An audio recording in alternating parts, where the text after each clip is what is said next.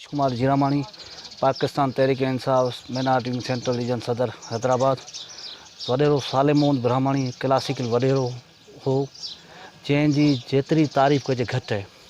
वो तमाम एक खुश तबियत जो मालिक हो। वडेरो सालिमोन ब्राह्मणी साहब जी औताक सदाई आबाद होंदी हुई। वडेरो सालिमोन ब्राह्मणी असां 2018 खां वेझो ॾिठोसीं। एक तमाम नफ़ीस, एक तमाम बेहतरीन इंसान हो। हुन जी जेका बि तारीफ़ कजे तमामु घटि है। सादगी वारी ज़िंदगी गुज़ारी। असां नंढे हूंदे खां ॿुधंदा हुआसीं बाबा सरदार सालिमोन ब्राह्मणी साहब जी औताक महिमान नवाज़ी आहे, उनजी माना औताक ते जेको ईंदो आहे खाली न ईंदो आहे, पर असां अखियुनि सां उनखे ॾिठो त तमामु बहितरीनु इंसान हो। हुनजी सखावत, जेको माण्हू ईंदो हो ऐं जेको सवाली ईंदो हो उनखे जेको हुनजो हाल हूंदो हो, वसार हूंदो हो, हुनजी मदद कंदो हो।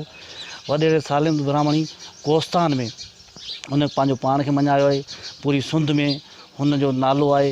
हुन कोस्तान जेको थाणे भूला खान जी आवाम खे जेको शौर ॾिनो आहे 2018 जी इलेक्शन में, जेको हुनजो महसूसु करायो त कोस्तान जी आवाम सुजाग थी चुकी आहे।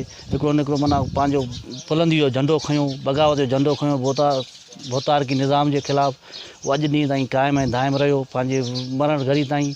हुन हिकिड़ो पंहिंजो पुख़्तो ईमान वारो माण्हू हो। हुनजी जेकी ज़ुबान हुई, हिकिड़ो वज़न हो, जेका ॻाल्हि करे छॾींदो हो, इहो न सोचींदो हो को पोयां नुक़सानु थींदो फ़ाइदो, हू पंहिंजी ॻाल्हि ते बीहंदो रहंदो।